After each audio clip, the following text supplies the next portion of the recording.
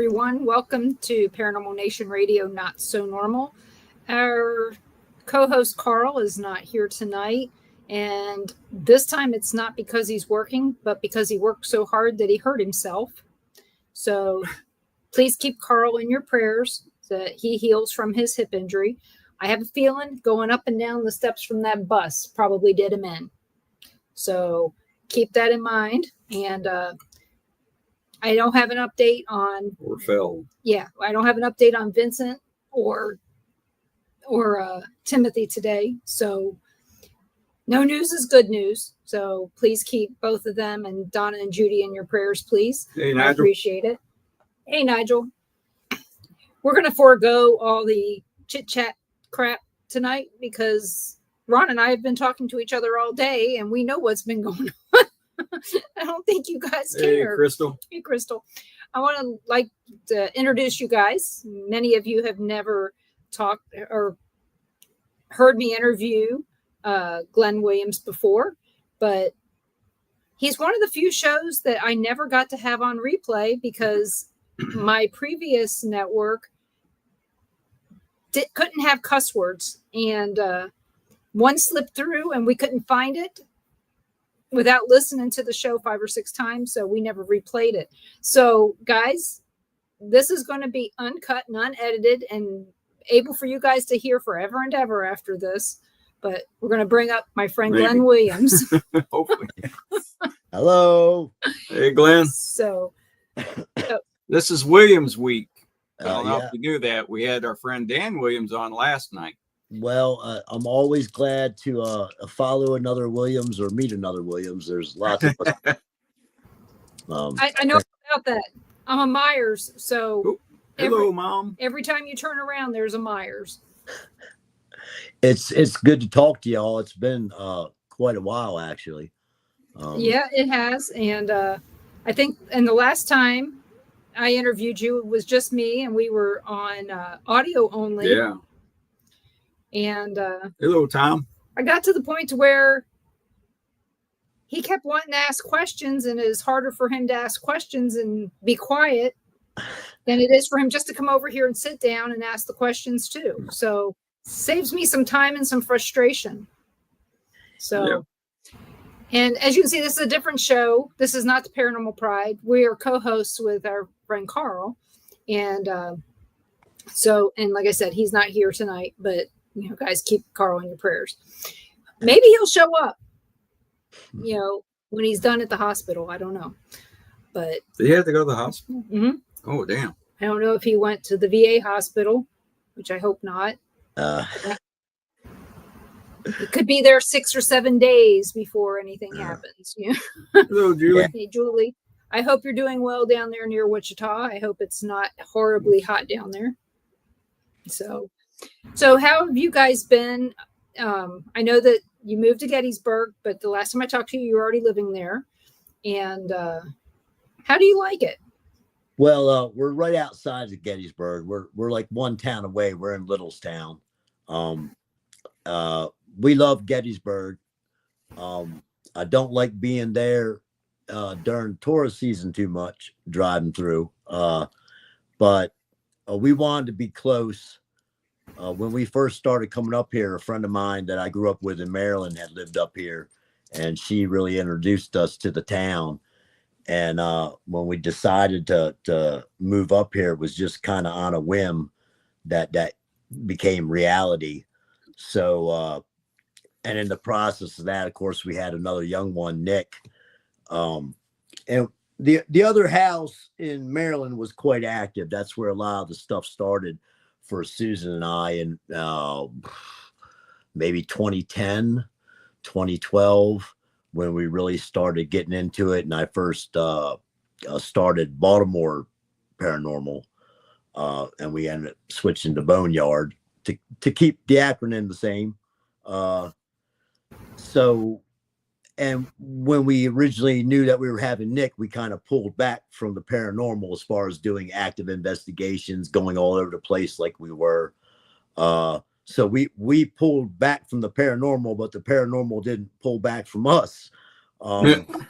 Once Nick was born and we moved up here, uh, probably right around his 2-year mark, right when he was learning to talk, we started having a lot of activity that was affecting him.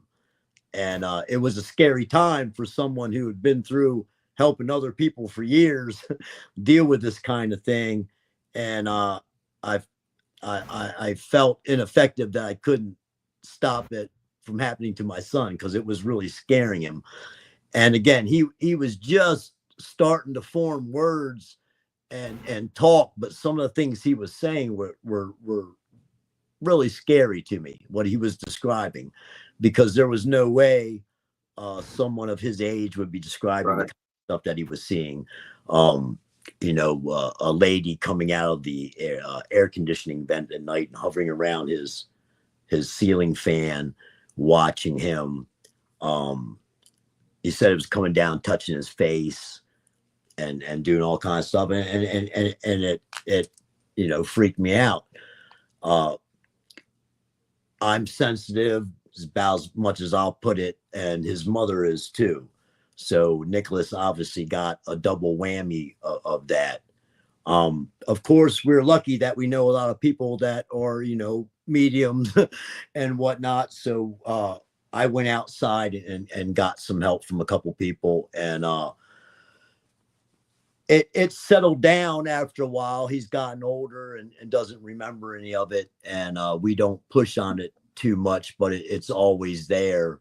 When he gets a little bit older, he's already expressed interest in wanting to go ghost hunting and stuff like that. I don't do much stuff in the house anymore. I might use a pendulum or something like that here and there. He has pendulums and he uses them under our supervision, anything like that.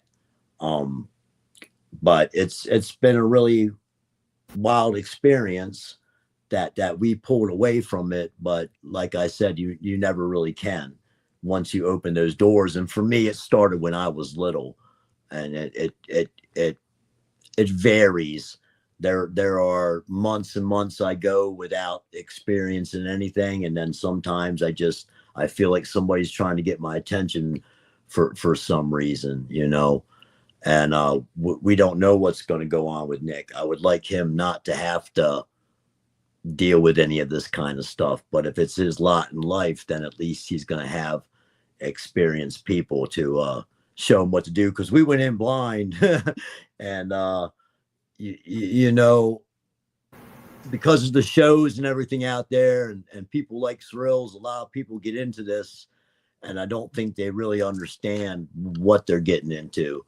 I've known quite a few people have had really, really bad, and you can do this for years and be all right.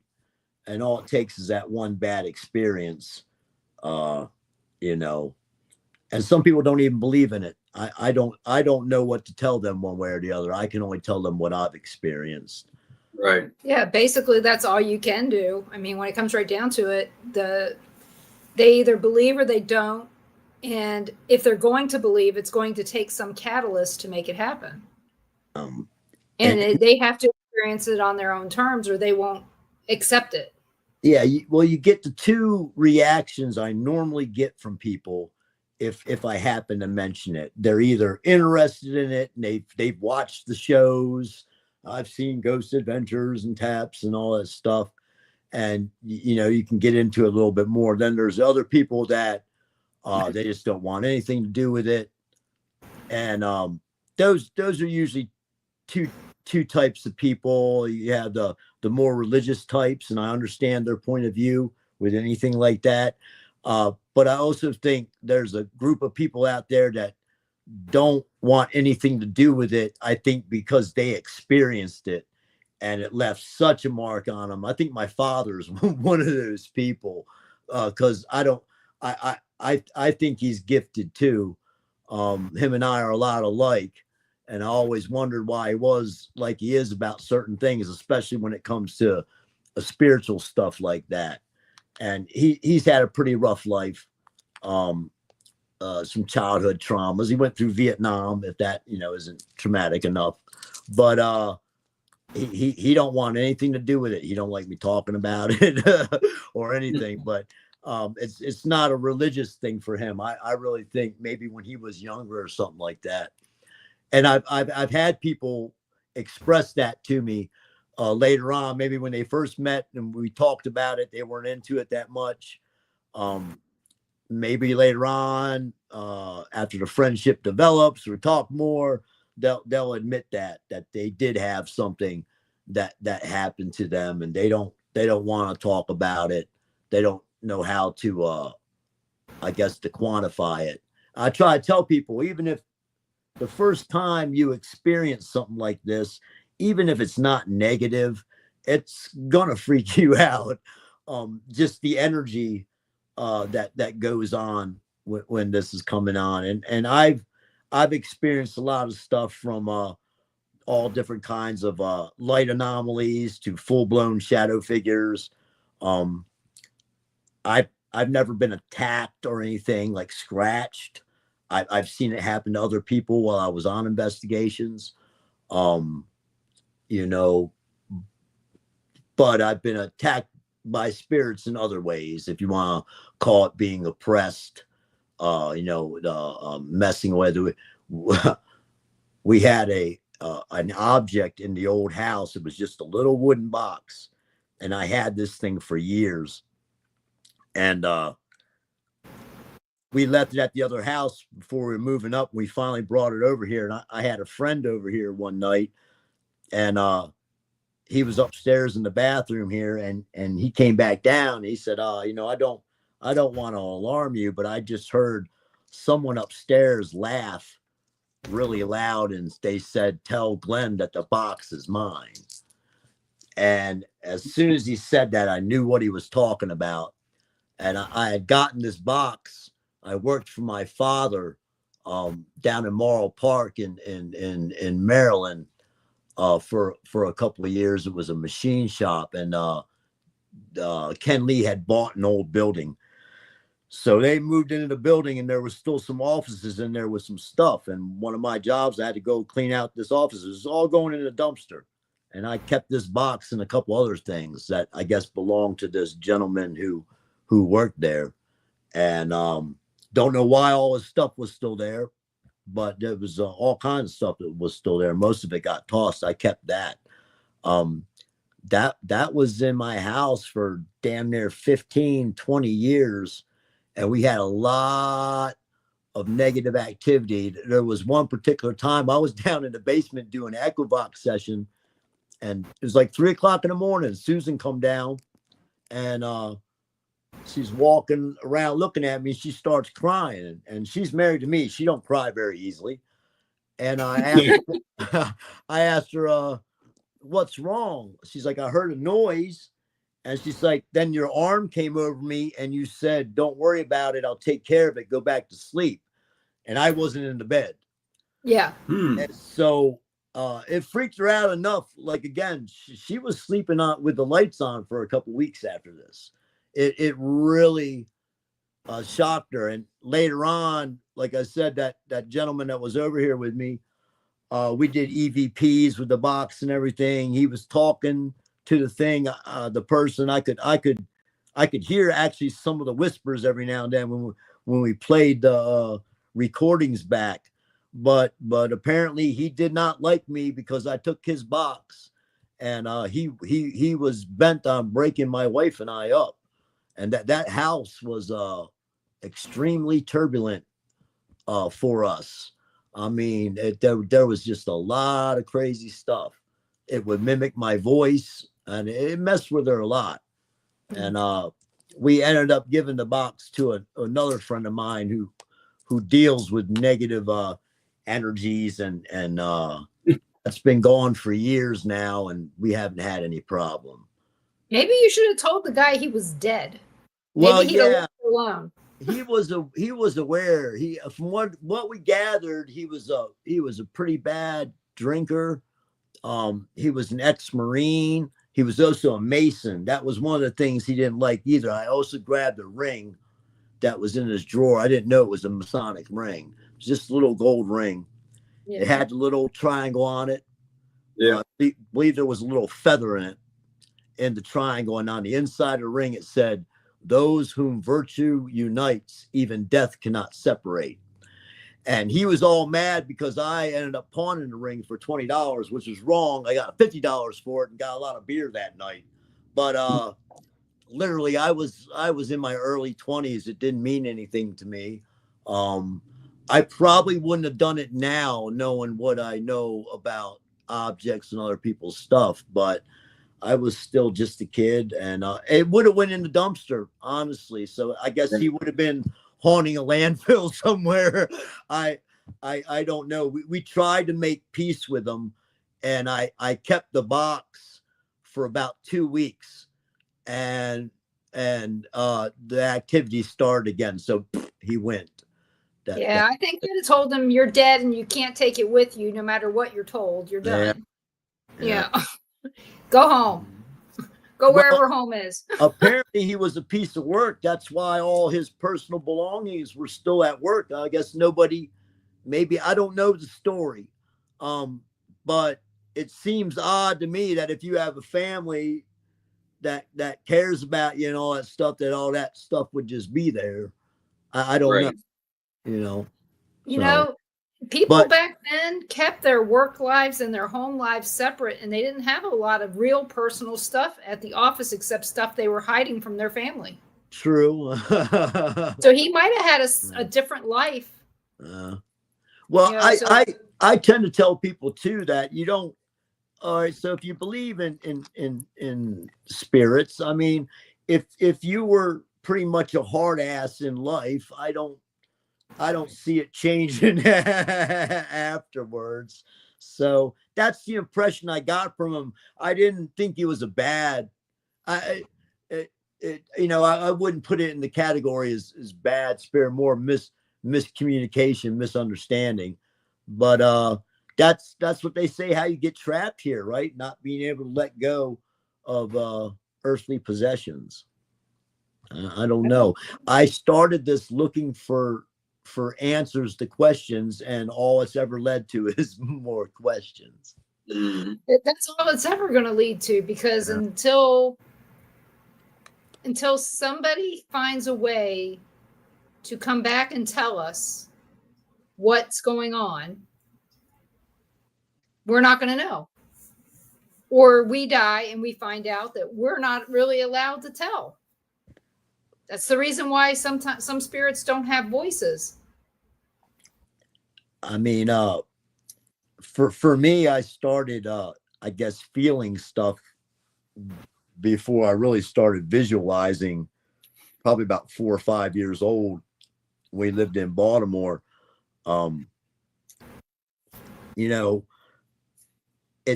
It's kind of weird because I remember thinking, being a little kid, thinking that I shouldn't say anything about this because they're going to think I'm nuts. And it's I look back now, it's weird to me being a little kid having that kind of thing. You would think I'd want to tell, but they don't believe you, especially if they don't experience it. No. And then that ties into what I was saying before. If the parents had actually experienced stuff when they were little and they were terrified of it, they're going to probably lie about it too, which doesn't do anybody any good. My parents took it that my sister had an imaginary friend. That was one of the things. And the story goes is that Judy had an imaginary friend and they were playing, and one day he made her mad, so she used a hammer and put him back in the wall. So, but me, on the other hand, they couldn't explain me telling them who was on the phone and what they were going to say before the phone rang. They couldn't take that. They didn't know how to explain that to people. They didn't know how to explain how I knew stuff that I knew without even hesitating. I would tell my mom stuff, and finally in 1975 she said, "You need to stop. They're going to lock you up." Yeah. And so I stopped talking about it. It didn't stop anything. No. Oh, she said you need to move out. No, I was 10. She wasn't going to make me move out at 10. That's right. And Nick's like that. It is hard to hide anything from him. When he was littler, 3 and 4, even if we didn't tell him that his grandmom and grandpop were coming down, he knew. There was one night I went down, they were coming the next day. I happened to get up like around 3 o'clock in the morning. I don't know what woke me up, but I looked downstairs. I see the lights on. Nick's got the front door open, sitting there, waiting for my mom and pop. And he didn't know that they were coming the next day. So he's done. Apparently he did. Yeah. Do you think that Nick has these abilities not only because you guys, both you and Susan, may have some abilities? Do you think it could be because you were so much wiser when you guys got pregnant with him, that you were older and more knowledgeable, and that maybe some of that transference occurred? It's possible. I mean, just about every other animal passes on some knowledge through genetics. I mean, I kind of thought he was a little bit special anyways, just the way everything, he's so far behind his last sibling. We weren't expecting him. Yeah, I know. Sure. You guys, it was surprise. Yes, absolutely. And but he's been a gift in so many ways, especially like for my dad, who didn't have a lot of time with my brother and I, because he was always working. That's just one of them things. He's from that generation. That's what they did. So seeing him with Nick, and he spoils Nick, and seeing him smile, because there's not a lot. Not that my dad's an unhappy person or anything. He's just worked so hard. It's like even when he does smile, it looks like it hurts. But that's him. And he really, Nick gave him, I think, a new lease on life, which is, we had some scares with him last year and recently too. So with Nick or your dad? My dad. He was in the hospital around this time last year. We almost lost him to a UTI and a kidney infection that got out of hand. That was a whole experience there, and I mean, he's up in his 70s. He ain't particularly old. He didn't drink, didn't smoke anything. It's all stress. Yeah. 100% stress. So, and again, when I moved up here, we had a lot of different plans. I've switched jobs. I've been with this Olympic Steel now for 3 years, back to welding. And, so we haven't had a lot of time to go out and do any. I still do stuff personally if friends call me and they need help, if I have the time to go and maybe check out their house, which I was supposed to do last weekend, and then we lost power for 3 or 4 days. Did you guys have a bad storm? No, it was just the power company let us down. Basically, MedEd dropped the power. There's 2 companies up here. They tried to backflow it, and they blew the transformers, and that's one of the substations. That's their story anyway. I don't know. Nobody knows exactly what happened, but we lost 2 refrigerators and a lot of food. And so you guys had high power voltage come through low voltage crap. Yep. One refrigerator is getting fixed, but the other one was over 10 years old. And did you file a claim with your insurance company? Well, we could if we wanted to pay the $2,000 deductible to pay for, an $800 refrigerator and $500 worth of food. It ain't. That's why we have a very low deductible on stuff that we can't control. Yeah. We now have a hurricane deductible, but that's a whole different thing. I bet.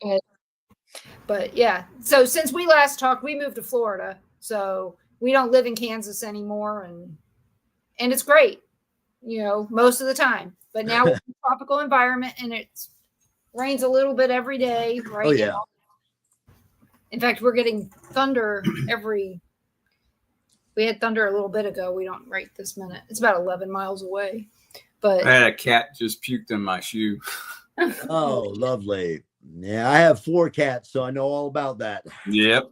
That is consistent. We've got 3, and when we moved here, we had 4, and when we interviewed you last, we had 6. So yes, Crystal, it is gross. Cats are disgusting, lovable, but disgusting. So, especially the one cat that washes everybody else and has everybody else's hairballs for them. That's Freya. Ours. She's the lover. Yeah. I heard her. I looked over and she's right over a nice pair of my shoes. I'm like, oh no. Yeah, we've added on to the family too. I think we probably didn't have Belle. We got Belle's. She's a pit lab mix, chocolate lab. She's a sweetheart, and of course we have Benny. He's a full-blown little dachshund, 100% wiener dog, all piss and vinegar. So, but we got a happy little family here, and we've been doing good. And it's kind of funny that you talk to me now, because again I just started really delving back into doing certain things. Like I do the pendulum. It ain't me. I don't know how it works. I never believed into things until I tried one. But I have a knack with the tarot cards and the oracle cards too. I like the oracle cards better than the tarot. But I think if I ever get to the point where I'm ready to start slowing down in my work life, and maybe breaking out into that and doing that again, because it's stuff I enjoy. I don't ever want to do it I have mixed feelings about friends I know that you got people that do apps that run conventions and do TV shows and all that stuff. And I got a lot of different friends in different fields within the paranormal. I mean, it encompasses everything. You got your UFO guys, Bigfoot guys, spirit guys, some of them all together. So, but I would like to hone my craft and maybe show other people that are interested in maybe having the knack how to do it. But it's like everything else. I never got into this to make money or have a name. The fact that Susan and I got to meet as many wonderful people like you all that we did was a blessing in itself. Our friends from Canada, Steve and Dom. I mean, just because of the paranormal, at least on Facebook and back when X was Twitter, I still have friends all over the world that I talk to. We don't even necessarily discuss the paranormal anymore. We just talk, and that's awesome within itself, That's how I feel about, all the stuff that we've done. It's the people that we've met that are truly friends. I mean, I've butt dialed you, and I was at the park with the kids, and it's like, and I just sent you a message, and I didn't mean to call, but I did. Yeah. And you guys took it well.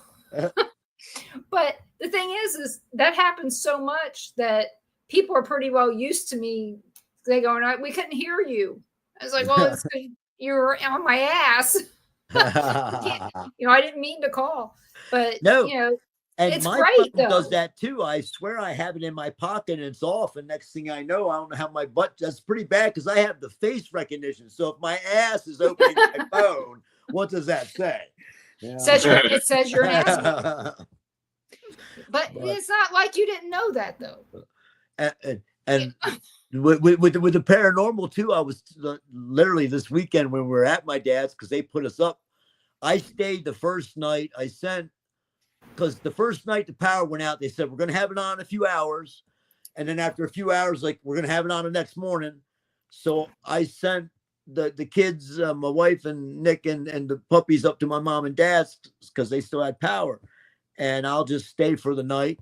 Then the next day they said, well, it's probably going to be 3 or 4 days. I'm like, So I missed the day of work, and then the generator that I had wasn't good enough to do everything. And so I ended up basically moving back in with my parents for 3 days. And I love my parents to death, but that was, oh my God. But you cannot have two families under one roof.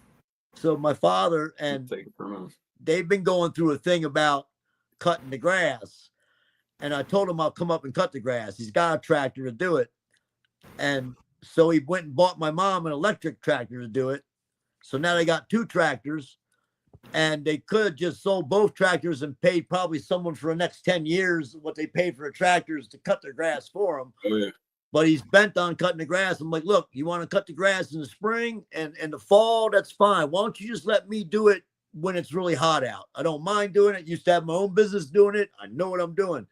And I was like, I told him, I was like, if mom calls me and you drop dead out there from the fucking heat, just because you're dead, don't mean I can't call you up and still yell at you. And so one time he laughed at me about that stuff. He's like, well, maybe that's the way to go. I was like, I don't want to hear that.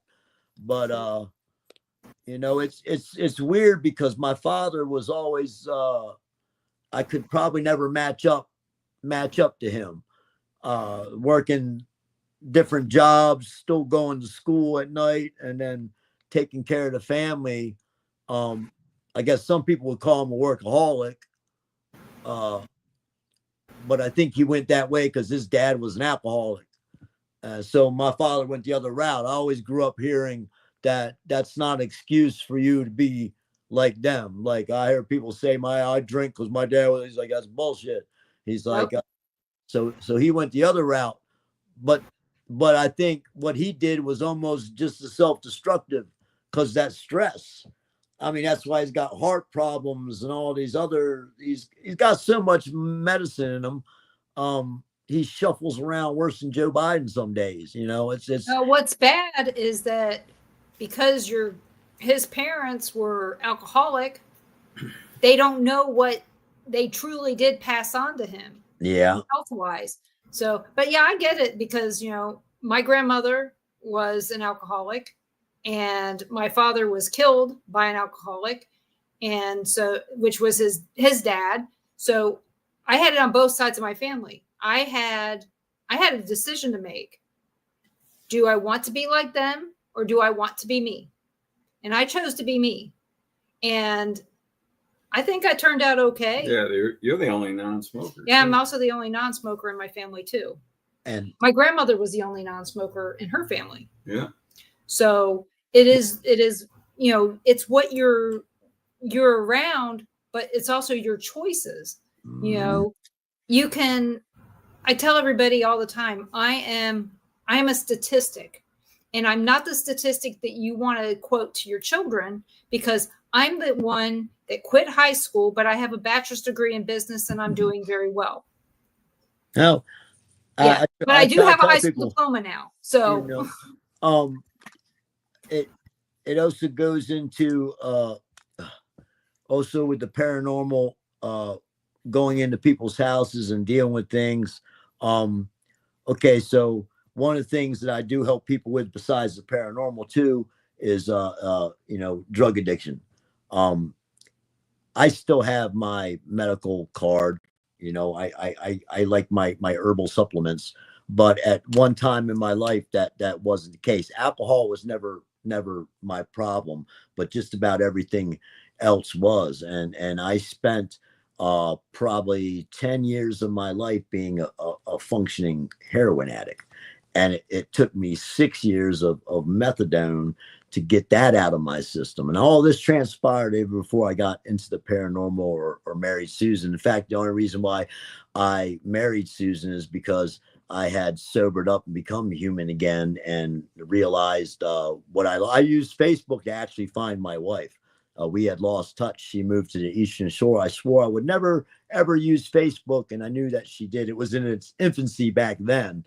And that's how I located her. And I actually managed to talk her into to believe in me. And we've got married and haven't looked back. But so one of the things that tie in with the paranormal, a lot of people don't know about that. So if you're going to go and interview people, and some people have seen this on the Dead Files, Steve DeSalvi was great at that when he's interviewed. I got to ask you, you on drugs? You got any drugs?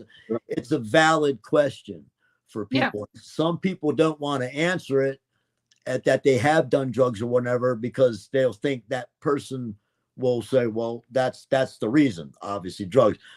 But reason why I need to know is because a lot of people don't know that when you're in the throes of drug addiction, especially the really heavy ones, I believe you're more susceptible to negative influences from the spirit world. Yeah, because you've opened yourself up to a demon anyway. Yes, absolutely. That's and I'll second that anytime. I mean, I think as far as go with the heroin, that's even worse than demon. That's the devil. And I sat down and played cards for a long time, and I walked away. Very few people do that. And I've known people that walked away and they went and sat down and played cards again, and then they lost that hand, and it's all too often. For me, I don't even understand what I didn't start young with that. I didn't start till I was in my damn near my 30s, when I'd already known better. But I thought I could handle it. I just was sniffing a little bit here and there, and it turned into a whole ordeal that probably should have killed me. And this is why I try to tell people about. I've never been a church goer or super religious, but I do believe in God, and I don't think I would be here without that. So for me, when I do stuff, whether it's my gardening or my work or trying to talk to somebody, if it's not paranormal, just making them smile for a day or cracking a joke, like that's more my job. And it's I don't know, it's hard to explain. It's I don't really worry about what I'm doing for me anymore. I kind of where I need to be for who I need to be there for, but I never know who that's going to be till they it's kind of weird. I try to help out people when I can, especially if they don't really know that I'm helping them out. I used to be the other way. I was a good manipulator when I was younger. I was easy for me to get stuff out of people. I could read people really easily. And granted that I probably started doing it younger, that I didn't realize what I was doing. But by the time I got in the military, I was pretty astute at it. So after I went through all hell and walked out the other side, I figured if I could use that gift or whatever to help people instead of getting stuff from them. So it's worked out. Being an honest person is one of the hardest things I've ever had to do in my life. What branch of the military were you in? I was in the Navy. And my first command was USS Sylvania. It was an AFS, a supply ship, and they had the highest suicide rate in the East Fleet at that time.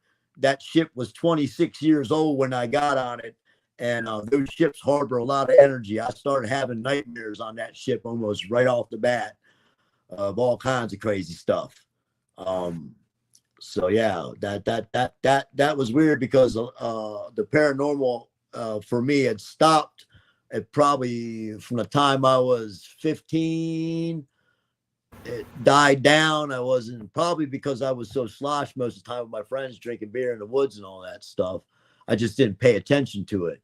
So when I sobered up and I was all back to myself in the military, I was obviously like an antenna. And again, I still had no idea. I thought I was going crazy. I told myself, this is from you doing drugs, Glenn. This is what you get. And there had been signs my whole life. Even my grandma had told me about other people in my family. My grandfather, she said he would know things before they would happen, or could like pick people's thoughts out of the air and stuff like that. He was just like that. So I don't know. I never met met either one of my grandfathers, so I just got to go. He's not that you know of. Yeah, well, good point there. So, well, I'm glad you're clean, and I'm glad you found Susan because she seems to be very grounding. She's a very good person. Absolutely. She tolerates me. Well, you know, there's something to be said about the person that will tolerate you in your life. Mm. Not him, me. He has to tolerate me all the time. That's right. He's retired now. Now he's working through his honey-do list, and he's going, crap, you keep adding to it. I told him you can't die as long as you have a honey-do list. Yeah, it's true. They'll never get done. No. Now you need to go out and get rid of all the mushrooms in the yard. That's your next job. There's a shit ton of them. So I don't want to give any events, any in your area, any lip service. So we're not going to talk about any of that. So, are you guys planning on going to any events outside your area? Right at this point, no. I got vacation time planned, but that's all pretty much honeydew stuff too. We keep an eye on events that come around. We still have a lot of friends in Gettysburg. Yeah, our friends at Mark Nesbitt and his ghost tours, and our friends Kayla and Eric just opened up a distillery in the same building, Gettysburg Moonshine. So yeah, we saw that on your profile. And we've been trying to help them out when we can and stuff like that. That's a labor of love and a work in progress. A lot of the paranormal people we used to see that we were doing all the cons and the bash and all that stuff. We don't talk with them a whole lot. Like I said, the small group that I had of the paranormal people that we built up through the Echovox group and through Dom and Steve, I still connect with a lot of those people weekly, daily. I don't have as much time at all to be online or goof off on Facebook and X like I used to. So you got a full-time job. I mean, you're full-time. You're also a full-time dad. You're a full-time husband, full-time welder. Yeah. So you're always having to clean shit up and put shit back together. Yeah, but I also slacked for a number of years too, so I don't mind. I definitely skated through parts of life. I probably thrown away more opportunities than some people have in one lifetime, and I it's not something that I dwell on much, but it's something that I keep in the back of my head that keeps me going forward. Because there are times when I just want to go, nothing, just buy a camper, take my family, and go out into the desert somewhere. I don't know. Life gets crazy. I hate traffic. Out to the desert, it sucks. Well, maybe I'm just telling you. We've driven from here to we've driven from Kansas City to Vegas, and it's all desert. Whether you go through Colorado or you go through Arizona and New Mexico, it's all desert. But at this point, we've been in this house for about 7 years, mm-hmm. but we haven't made the final decision, depending on what Nick's going to do in school, and because he's in a charter school right now, the Montessori. He does really good and he loves it, but they only go up to 6th grade. And I really don't want to put him in public schools, even though the ones here are okay. But I'm really thinking about just buying the side of a mountain somewhere and and homeschool him the rest of the way. But I also don't want to limit him on his experiences and growing up. So it's just. Yeah. And you can't isolate him because that creates a whole different problem. Yeah.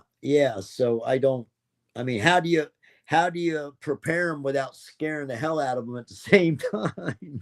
Well, basically what you have to do is let him lead the way, and then you help him when he needs it. That's all you can do, because when it comes to school, and just tell him, hey, you got to be honest with me on what they're teaching you. It's weird. I've been through this quite a few times already before, but it's so different now. I mean, it's different than when I had kids. I never had to worry about what they were teaching my kid in school. Yeah. I didn't have to worry about, any of that crap. And if I spoke up in the school, I knew I wasn't going to get in trouble. And I didn't think I was going to get arrested like some people have. Same thing in my schools. I mean, we had smoking sections and we didn't have any school shootings. So I think they should bring back smoking sections. I don't know, man. Yeah, I was telling somebody that. I said, I remember in junior high school that there was a part, it was Stemmers Run in Essex. There was a little smoking section down the hall, or down in the not playground, in the lot there. But then I remember the teachers coming out of their lounge, and they'd open the door, and this big cloud of smoke would come out. Even when my first son was born at Harbor Hospital, they had a smoking room that the guy sat in. My first son was born the old-fashioned way. You all sat in the waiting room, and then they came and they tapped on the glass and showed you clean up baby. The rest of them are like, you want to cut the cord? I'm like, no, I'm paying you 10 grand. You cut the cord. I'm not. Well, I'll tell you, when I had my kids, they asked me, they go, would you like to watch? And I'm like, no, I can feel it. I don't need to watch. And I kind of know what's going on. And poor Susan, she with Nicholas was a special delivery too. He had to come out cesarean, and it's glad that he did, because the umbilical cord was wrapped around his neck 4 times. Oh shit! So that could have been really bad. The doctor, she said the most she's ever seen was 6, but it was really weird because again, don't get too medical, but her placenta didn't move; it stayed down at the bottom. So they had to do it. But if he would have came out the other way, I might have lost both of them. So, I feel like someone was watching. She was nervous because she never, delivered like that before. But the staff down there was absolutely awesome. From the minute that of course, she was dosed up pretty much. They took great care of her, and they made me feel comfortable. And they were super professional. I mean, so I was really happy, and I just felt like someone was looking out for us that day. And which hospital was Nick born at? He was born in Annapolis at one of the newer ones. Okay. Oh. Then I wouldn't know it, so it doesn't matter. Yeah. I was born in University of Baltimore, University of Maryland Medical Center in Baltimore. I was at St. Agnes. Doesn't exist. Yeah. St. Agnes just started doing it again. They had stopped for a long time. The hospital our kids were born in, they stopped doing deliveries and started taking deliveries because they eventually became a mental hospital. No. So you could drop off instead of pick up. Well, it's just like, my parents, my mom and dad were all born in houses. They weren't born in hospitals. My grandmother's house up there in upstate New York in Galanda, that's where those kids were born at. My uncles and my mom and my aunts. So my mom's the only one left though. My Aunt Sandy passed 2 years ago, and then her husband, my Uncle Paul, was just this year. They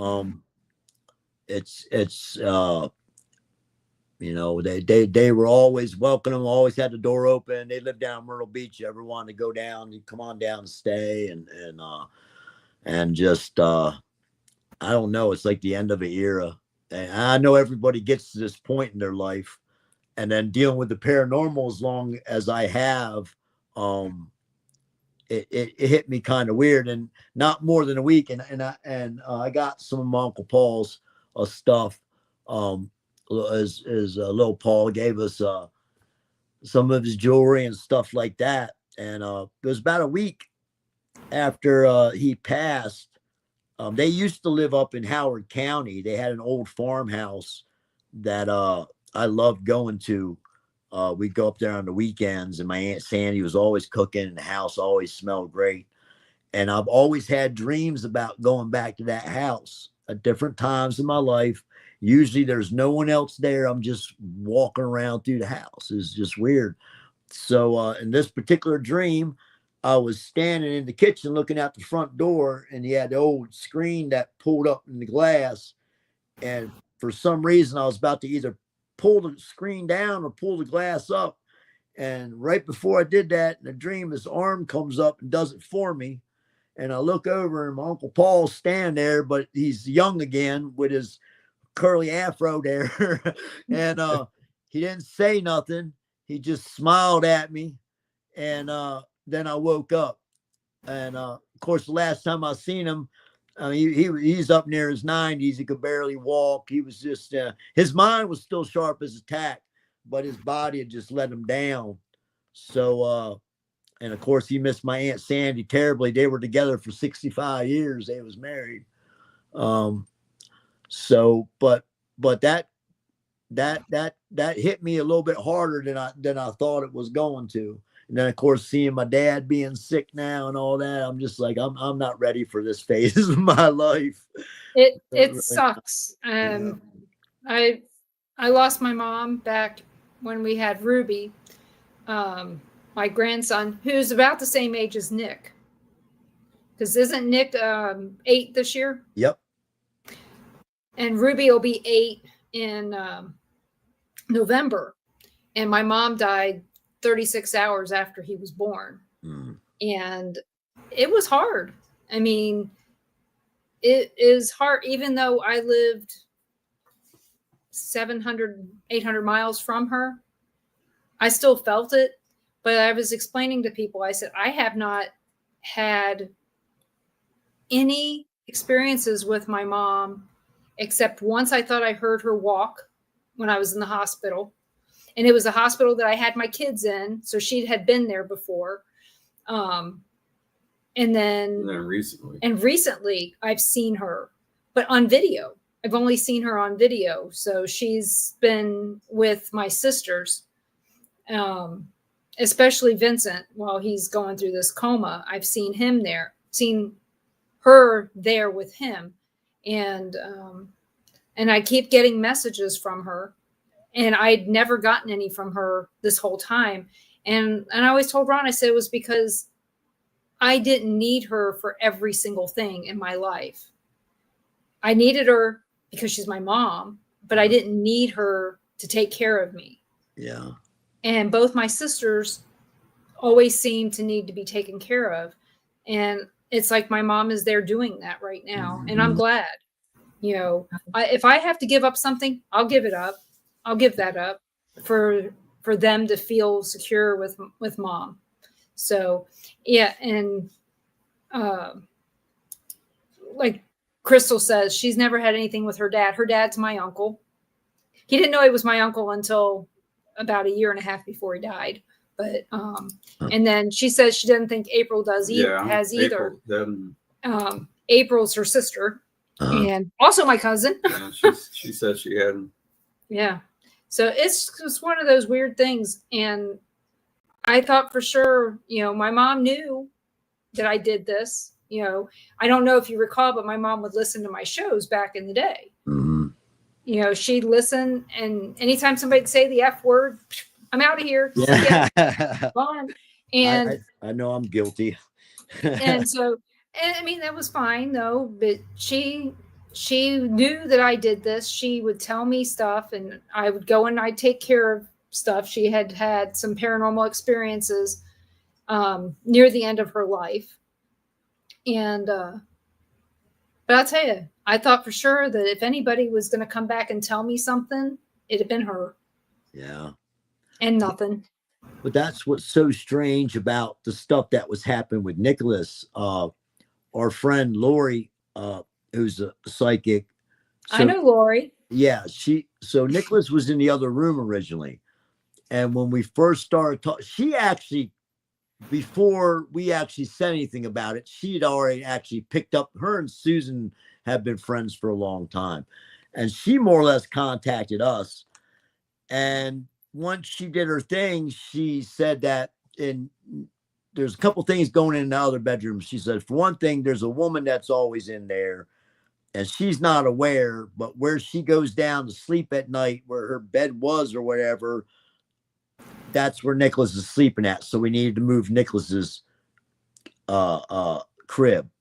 But she also said there's like 3 or 4 other people in that room at night and they know you.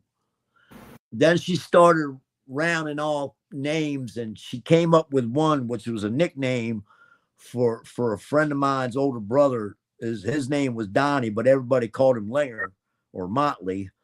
But she hit Linger right off the bat. That was crazy.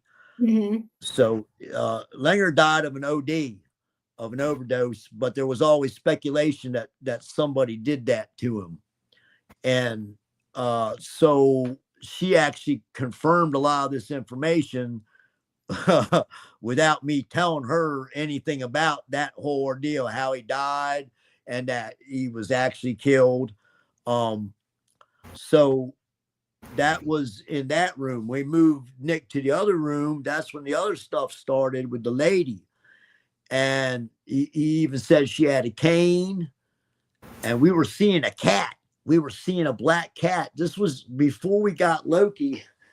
It started. And when we got Loki, there'd be times I'd see Loki down the couch and I'd come upstairs and there'd be a black cat sitting there for a second. Susan, I said, man, did you see that? Like, I think we got a ghost cat. She's like, oh my God, I'm not going crazy. I was like, oh no. But apparently those was with this lady that Nick was seeing, the lady. So that turned out that Lori thinks that was my great-grandmother Coda. Because my great-grandmother Coda, we even showed Nick a picture and kind of freaked him out. But he said she's really, really powerful spirit, that she's, I guess, one of his guardians. And it kind of makes sense that he said she was coming down. He couldn't really talk right, but he kept on saying, sound like he's saying she was going in my nose. But I think she was tweaking and doing this stuff. Because I only met her a couple times when I was about 3 or 4 years old, and she passed. She was in her 90s. I only remember sitting on my aunt Gina, who was actually my mom's aunt, my grandmother's sister. Their houses were next to each other, and Grandma Coda was always on Aunt Gina's porch in a rocking chair, and she always had candy in her pocket. And of course, she didn't speak English really well, but she was always happy to see us. Nicholas, I think, looks so much like me, and how she's connected here. I do have some of her stuff. They owned a restaurant a long time ago, and I've got a couple of things in the curio cabinet that belong to them. So I don't know. The funny story about that is we used to do table tipping with some friends of mine too. A lot of people don't believe in that stuff either, but I've experienced some wild stuff. And there was one particular night where my grandma came through on the table and we couldn't get her off. She wouldn't leave. But everything that Lori told me about this woman, everything from her attitude, and she was stern. She used to make her own vodka liquor. I could confirm a lot of this stuff with relatives too. About she was a small woman, but apparently she got hostile. She would beat the heck out of my grandfather with a broom. But she had 13 children. She had to be tough. They came over from Poland. My grandfather came over first, and then he made his way and then got them over here. And so, yeah, she was a hardcore little woman, and apparently is one of Nick's whatever you want to call them, guardian angels, gods, or whatnot. I'll tell you, I know what the attachment is. It's not something in your house. It's your DNA. Yeah, the blood. That's what she's attached to. She knows her own. And even with my pendulum, I get answers. And again, I believe it's my spirit guides who do it, move it. I can ask them to stop it or move it clockwise or counterclockwise. So I don't get too complex yes or no questions. But the last time I did it, I asked basically, are some of my guides relatives that I've never met, and got a hard yes on that, you know. Yeah. So it's really weird because even when I started this, I had friends that were Christians and you shouldn't do this, and it's going to lead to this and that. And I was already a metalhead, and apparently that was supposed to lead us to the devil a long time ago. But this, hey, Ozzy's still kicking, so that's a lie. This gave me faith. I don't know if I ever really had it. My folks were Catholic, but they never, forced religion on us or whatnot. But and of course I have my own understanding and perception. I don't get into a lot of the black and white about Christianity, Catholicism. I just believe in God. That's period. That's just what it is. So, and I don't even know what that is. I just it's been really wild for a person at me that's Julie, gone through so much stuff and be able to do what I do now. So, and I don't believe I'd be here without that help. But and like most people, I don't understand it. I don't think you're supposed to, really. But I don't think it's about me. Hopefully it's about Nick and generations on down the line, if there's still left. So we're near the end of the show. Where would everybody find you? Well, if you wanted them to find you, if you don't want them to find you, just say, hey, I'm on Facebook, but I'm never there. I am on Facebook. I have my own personal page, which some people might like, might not, but I have the Boneyard Paranormal page on Facebook too, and that's just strictly paranormal stuff. I used to just post other people's podcasts and events and all that stuff, and the occasional article. I don't get around to it much anymore. But my phone number's in the book, so everybody. If you can find one, my company still prints those damn things up. I was like, why? Apparently, it's in the book in the Philippines. I got a text from an iMessage about my Maryland DMV ticket that I was about to get. And so I called them to ask, and it was in the Philippines. It's kind of funny because I don't live in Maryland. Neither do you. It's just weird, but yeah. Oh, that's okay. I had some man call me about the tolls, unpaid tolls in Kansas. That's another one.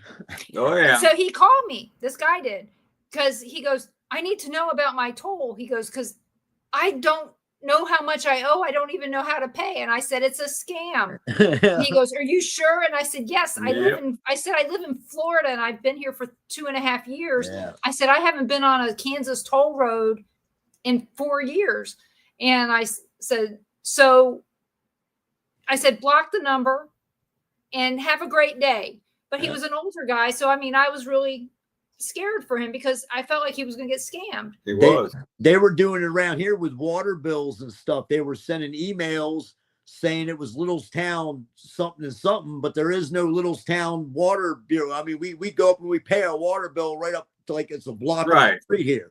Yeah. And so we alerted the police in town and all that too, because it was going around, and that's what we were worried about too. There's a lot of elderly people, that's including me, that live around here that might not. It looked legit, except for a few things that threw up red flags for me. Well, of course, that I know I pay my bill, so that was the big one. But yeah, they do a lot of that training through my work, because I work for a telecommunications company, and so everything we do is online, and so we have to know. And so I always seem to know what the scam is. Yeah. So it's fine. But hey, guys, I'd like to thank all of you so much for listening in tonight.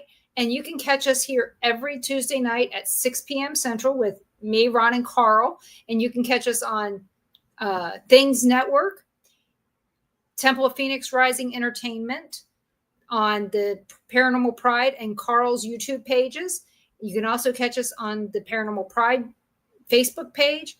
And not to mention, you can find us on Dark Realm TV and on Roku and Amazon Fire, and then soon to be on Apple TV. So please check those out. Join us next Monday night at 7 p.m. Central for the Paranormal Pride, where my guest is going to be Mike Hatcher. He's going to be very direct about how he feels about stuff in the paranormal, and so, kind of like Glenn here. So join us for that. I think you'll really enjoy it. And then next Tuesday night at 6 p.m. Central, our guest is Natalie Kreider. She is a paranormal investigator and a storm chaser. She lives out near St. Louis. So it'd be nice to hear from what she has to share now. Mm-hmm. So she's been on before, but you know what? She's got new experiences to share with us. So I can't wait for you guys to hear it. So I'd like to thank you all and have a great night. All right.